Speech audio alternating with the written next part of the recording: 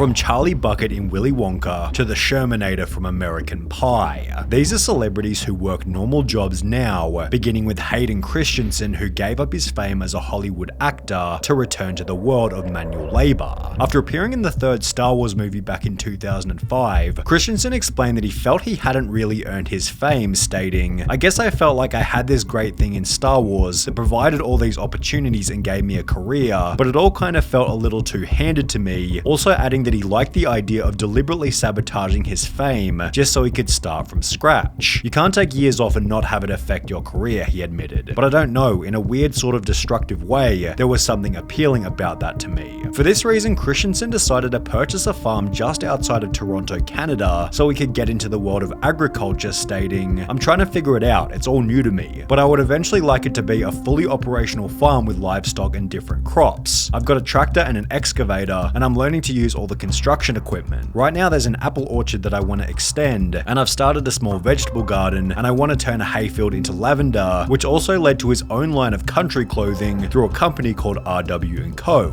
Christensen has since been spotted at numerous farmers markets and maintains that the farm is going well. How's things going, man? How's the farm? Good. Farm's good. However, while Hayden Christensen is still kind of working for himself, Stephen Anthony Lawrence has since found a different type of employment since he played Beans in Even Stevens. After the show came to an end in 2003, Lawrence struggled to land any further teen roles, as he went bald only 1 year later at the age of 14, stating in a Vice interview, "I mean, it sucks, but you come to terms with it." During the same interview, Lawrence explained that both of his parents were then diagnosed with cancer, making it even more difficult for him to return to acting, having stated, "You're being a caregiver, you've got to be there to change diapers, and you can't do that when you're on auditions. That's physically impossible, it just wouldn't work." After both of his parents tragically passed away, Lawrence returned to the workforce as a part-time actor alongside another interesting job, Santa's little helper at the Sun Valley Shopping Center. Fans have been flocking to the mall to get their own selfie with Beans, and he seems to be having a good time with it. If Instagram captions are to be believed, he's making dreams come true, which is certainly more than that mall Santa can say. Beans explained in the Vice interview that he took the role to honor his father, stating, "Dad was really into Christmas. He was a big Clark Griswold guy, so this was kind of my way to feel close to him during the holidays and do something cool for people." However, it was Danny Lloyd from The Shining who decided that the world of media just wasn't for him.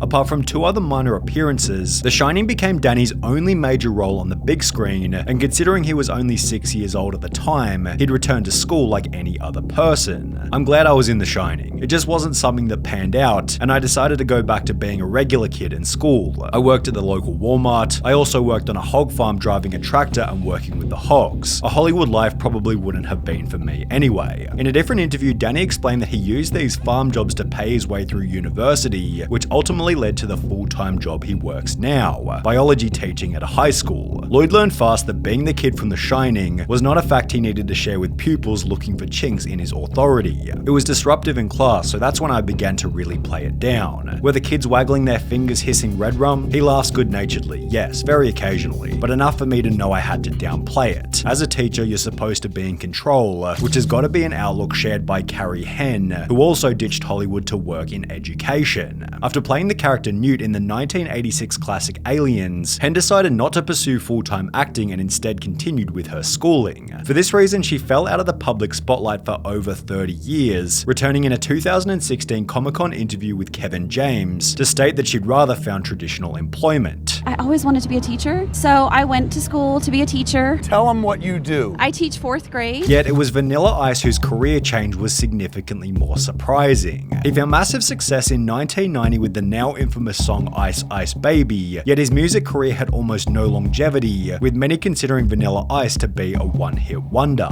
With his music career in the dumps, Vanilla Ice tried his hand at motocross racing and even professional jet skiing, which worked reasonably well given he peaked as the world's #6 ranked sit-down jet ski racer, competing nearly every weekend and earning a Kawasaki sponsorship. At the same time, Vanilla Ice began to go down a dark path of drug addiction, leading to his disappearance from the spotlight. However, in 2010, the name would reappear in a show about houses called the Vanilla Ice Project. He'd become a renovator. The show ran for over 9 years, displaying countless different construction projects, yet this wasn't the only normal job that Vanilla Ice wound up doing. In 2013, an article was published to the website Joe, reading, "He's transformed himself from rapper to lighting salesman. We guess when the lights go out on a rapping career, you have to find a way to turn them on again. But by selling lights and lighting designs, really?" Mr. Ice currently works for Capital Lighting in Florida and has designed what he calls Vanilla Ice Lighting, a line of chandeliers and wall sconces. Check out this advert for lighting starring Ice himself. And yes, he actually says lights, lights, baby. However, it was Peter Ostrom from Willy Wonka who decided that instead of living in a chocolate factory, he'd rather look after animals. Shortly after appearing in the film, the Ostrom family purchased a horse, sparking what would become a lifelong interest in farm animals. After finishing high school, Ostrom worked in an equestrian center in Pennsylvania, which was followed by his college graduation with a veterinary degree, having been inspired by the vet who looked after the family horse. I can remember the veterinarian coming out and taking care of the horses, and it made a huge impression on me. This person really enjoyed what he did for a living. My father was a lawyer and I really didn't have a clue what he did all day, but I knew exactly what the veterinarian did. Someone making a living from something he enjoyed so much really sparked my interest. Ostrom was so entrenched in the idea of becoming a vet that he never returned to Hollywood. His one and only acting role, Willy Wonka and the Chocolate Factory, having stated, "Acting was fine, but I wanted something more steady, and the key is to find something that you love doing, and that's what my profession has given me." Although he's not the only celebrity on this list to dedicate his life to the medical field, as Jennifer Stone from The Wizards of Waverly Place followed a similar pathway.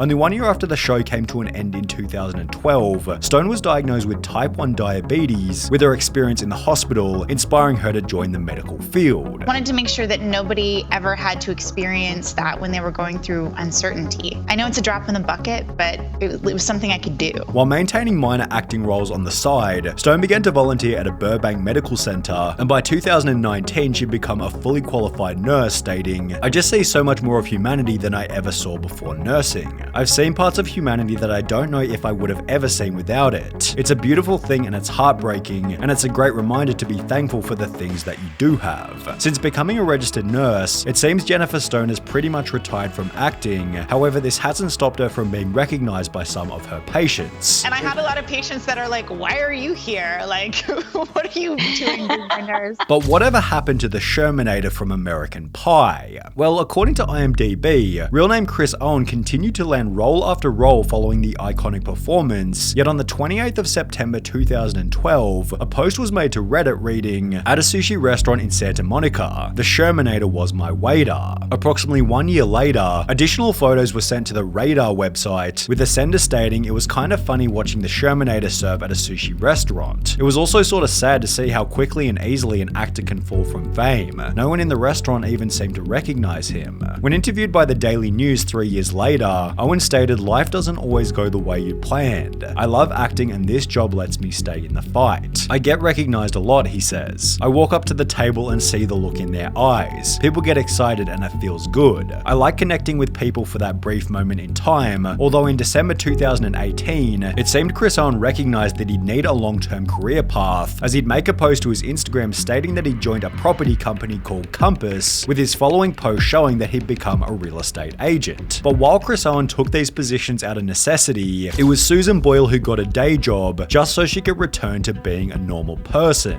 Despite having a net worth of over $40 million, Susan has often been commended for living an extremely humble life, having raised over £42 million for charity whilst continuing to live in her childhood home. However, Susan Boyle's desire for normality was best highlighted in an article from June 2014 titled, "Millionaire Susan Boyle applies for a £6 an hour cashier job in her local bookmakers," with the article reading, "The 52-year-old singer is reported to have applied for a minimum wage £6 an hour cashier's job after spotting a job advert in the window of her local bookmakers Ladbrokes. Upon reading the advert on Thursday afternoon, Susan entered the premises and spent around 5 minutes talking to the shop's deputy manager David Kaur, 28, about the role. Susan Boyle walked into the shop and inquired about the job advertised in our window. We were all in shock. Obviously she doesn't need the money, so I think she saw it as a way of getting her out of her house and taking her mind off things, with the article also implying that it'd be a good way for her to reintegrate with the local community."